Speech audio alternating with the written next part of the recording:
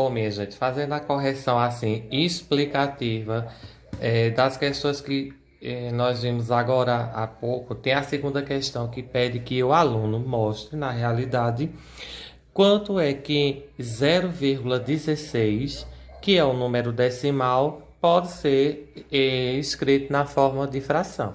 Então, é o seguinte, veja, o aluno, primeiramente, ele vai cortar o zero, o x, a vírgula aqui, aliás. Quando ele cortou essa vírgula aqui, ficou 0,16. E nós sabemos que se o aluno tem 0,16, esse zero à esquerda, ele perde o seu valor. Então, na realidade, ele vai copiar apenas o quê? 16, certo? Tirou a vírgula, o zero perde sua função, tá? À esquerda ele não tem valor, então ficou 16.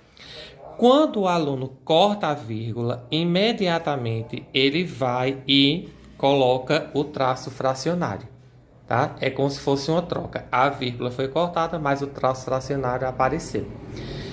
O que é que também vem junto do traço fracionário? Sempre um na parte inferior, tá?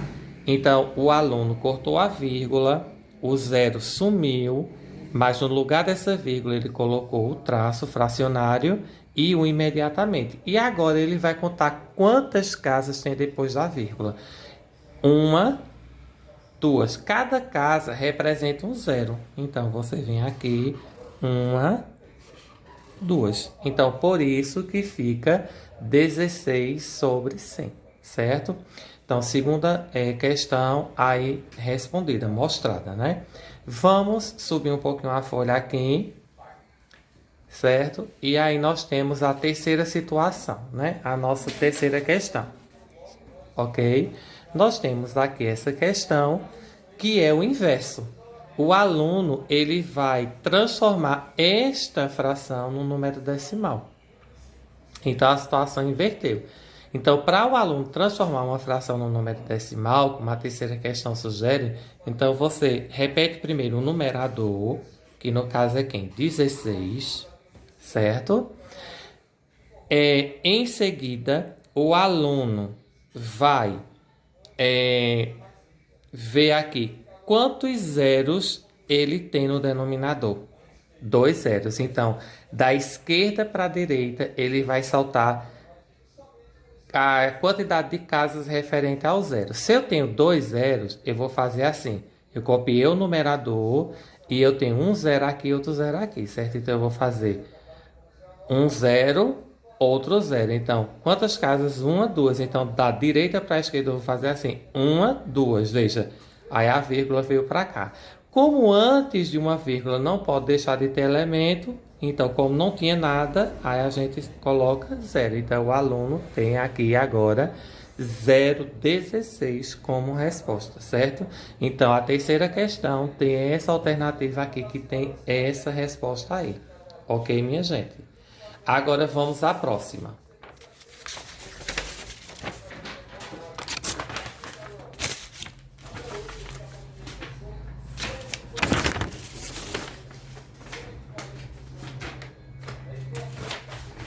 Na quarta questão, nós temos a pergunta é o seguinte: que número decimal representa 18 sobre 5? Veja que o número da parte superior é maior do que a parte inferior. Então, isso é uma fração do tipo imprópria. Sendo que essa fração aqui, ela vai ter vírgulas. Por quê? Porque não é uma conta imediatamente inteira, né? Ela não é uma conta exata na primeira instância. Então, a gente vai primeiro dividir 18 por 5. Então, eu vou fazer essa conta de divisão aqui. 18 por 5, certo? E eu vou olhar aqui. Sempre para o menor número eu vou perguntar: quantas vezes eu vou multiplicar 5 para se aproximar de 18?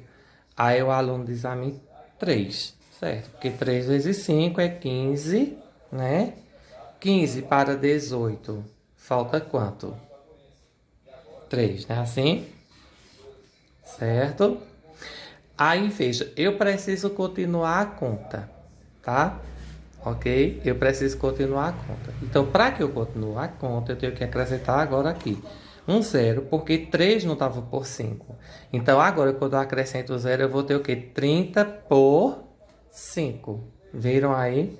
Aí, quando eu acrescentar esse zero, eu acrescento essa vírgula aqui. Aí, agora, a gente vai ver quantas vezes eu vou multiplicar 5 para dar 30. 6, né, gente? 6 vezes 5 é quanto? 30. Para 30, nada. Então, a questão é 3,6, certo? Ok? Então, está feita aí a quarta questão. Vamos à nossa quinta questão. Nossa quinta questão também pede a mesma coisa. Qual o número que representa, o número decimal que representa essa operação? Então, tudo começa por divisão. O aluno vai dividir aqui 4 por 12, né?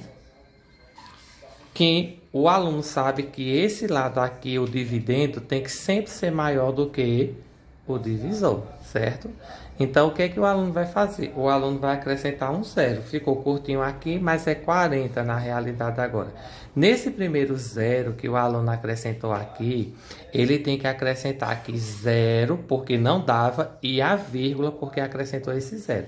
Veja que no primeiro momento em que eu acrescento zero, aqui, para iniciar a divisão, eu tenho que colocar 0, aqui. Não esqueçam disso, tá? Aí agora, quantas vezes o número 12 se aproximará de 40? Aí o aluno diz 3. Por quê? 3 vezes 12 vai dar o quê? 36. Para alcançar 40 vai faltar quanto? 4, de novo, certo? Aí, se eu quero prosseguir essa conta, 4 não dá por 2, eu vou botar 0 de novo. Aí, agora, nesse segundo zero, o aluno não precisa mais botar a vírgula, porque ele já colocou aqui. Aí, vai dar 3 novamente.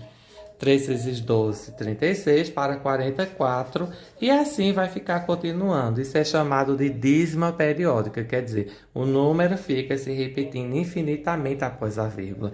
Então, o aluno basta ir 2 casas após a vírgula, que ele já está de bom tamanho a essa divisão, tá certo? Então, aqui, o resultado seria aproximadamente 0,3, certo? Boto reticências no final, que quer dizer que esse número 3 aí continuará infinitamente, certo? Então, feito mais essa questão, né? Vamos às demais. Agora, você tem a sétima questão. A sétima questão, ela pede mais uma vez que o aluno mostre qual a fração correspondente a esse número. Como eu já mostrei a vocês, vamos repetir novamente todo o processo. A primeira coisa que o aluno faz é repetir esse número sem a vírgula. Então, ele coloca aqui 123, certo? Quando ele fez isso, ele corta essa vírgula. No que eu cortar essa vírgula aqui, eu tenho que imediatamente colocar o traço fracionário aqui e 1, que é a base do cálculo. Tá certo? Sempre esse 1 vai estar ao cortar essa vírgula aqui.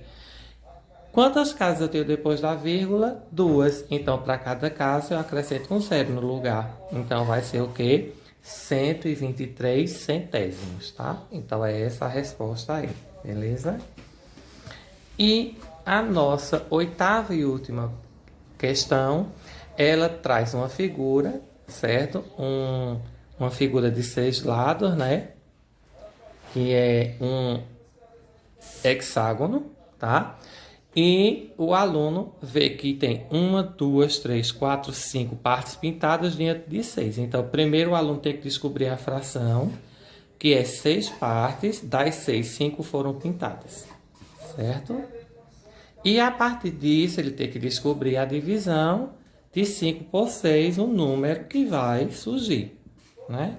Então, eu coloco aqui, mesmo esquema, tá?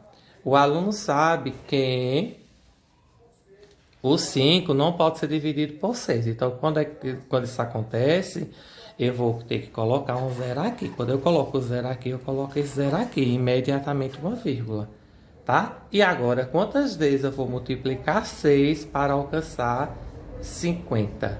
8 vezes, né? 8 vezes 6, 48. Para 50 falta quanto? 2. Para prosseguir a conta, eu tenho que acrescentar de novo o quê? Um zero, porque o 2 não pode ser dividido por 6. E agora 20 vai dar, né? Então, vai ser 3 vezes 6, 18. Para 20 é quanto? 2. E aí vai continuar repetindo 3. E aí, duas casas após a vírgula é o suficiente para a gente dar essa resposta, o que seria 0,83. Ok, pessoal? Então, até a próxima.